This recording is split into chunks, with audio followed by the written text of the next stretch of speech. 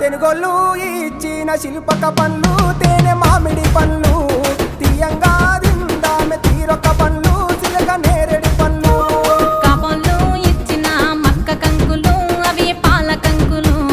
కాల్చుకొని తిందాము కందికాయలు పచ్చి పల్లికాయలు గుజారి గుజారి మామిళ్ళ కిందో నల్ల మామిళ్ళ కింద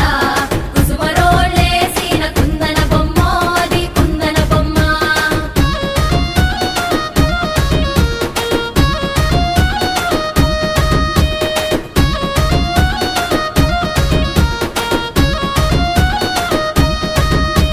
బెస్తోలు పెట్టిన పచ్చి చేపలు అవి వట్టి చేపలు